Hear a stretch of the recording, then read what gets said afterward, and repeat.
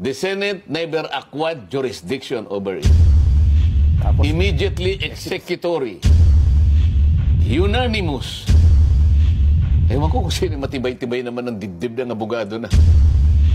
Nelson, Chen, babaliwalain mo ba yung desisyon na yun? unanimous decision ng Supreme Court? Ano? Unanimous. Opo. 13 pumirma, isa yung wala ron, isa yung hindi nakaboto. Pero unanimous sapagkat yung hindi bumoto at saka wala doon, hindi naman nag-submit ng dissenting opinion. Hindi tumutol.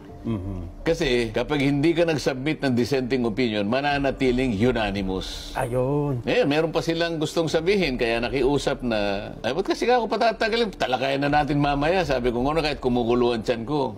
Hindi, teka, wag mo naman. Wag naman, sabi niya. Hindi ba natin bigyan, di ba natin pwedeng pagbigyan yung house? Aha. Ano nga kung, paano di pagbibigyan? Magpapile daw sila ng ng motion for reconsideration. Opo. Sabi ko, Mag-MR daw sila, oo. bakit ka ako? Sa palagay ba ninyo ako? Kapag nag-file sila ng motion for reconsideration, sa palagay niyo merong isa na pumirma ron na i-reverse niya yung sarili niya?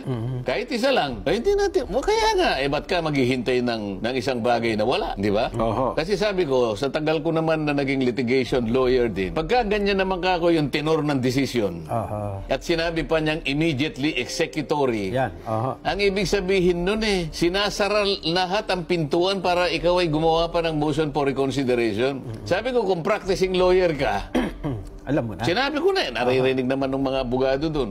Kung ikaw ay isang practicing lawyer, isinara hindi lang pinto, pati bintana, isinara na para gumawa ka pa ng anumang aksyon, Oo po. para humabol ka pa doon sa desisyon na yun. Isip-isipin mo, void ab initio, unconstitutional. Sabi niya gano'n. The Senate never acquired jurisdiction over it. Tapos, Immediately executory. Unanimous. Ewan ko kung sino matibay-tibay naman ng dibdib ng abogado na pupunta ka pa ron o palagay mo na lang.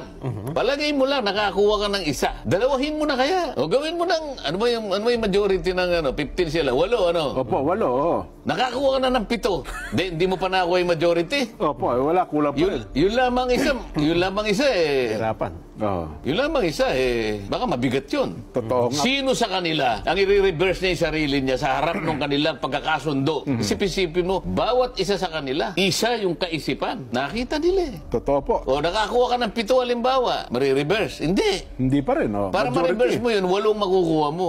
Isa nga, hirap ka na Oho. Ano pa hihintay na? Nag-speculate naman kayo. Hindi ka, kaya na pagbigyan mo na. Ganun ba? Pagbigyan mo na. Opo. O sige, yung isa, August 4, sabi nung, hindi, August 11. August 6 na po na Hindi pagkakunda. nga, makinig muna ka. Opo, oh. August 4, Lunes ata yun Opo. Ede, tumawad yung isa. Hindi nga kasi, baka nga magano ng motion for recon Pwede ba kanyang August 11? Oho. Ede, nung tinignan ko yun, nakita nila na medyo aangal na ako. Oo, po, sabi naman nung isa. Opo. 6 na lang. Yan. Para hindi mag-object si Senator Marcoleta. Sabi niya, Senator, kasi kaya gusto ko ng 6, ganito yan. Ang August 6, Wednesday. Ang August 4, Monday. Opo. Kung babanatan natin ang August 6, siyempre, debate ito Oho, nako. Magkakasamaan tayo rito ng loob. Magkakainitan tayo rito Opo. Kinabukasan, Baka walang pasok. magkasakitan ng loob tayo rito Kinabukasan kanya, walang pasok. Oho. Huwebes, Biyernes, Pahinga muna. Sabado, Linggo, Wala na. Humupa na. cooling off period.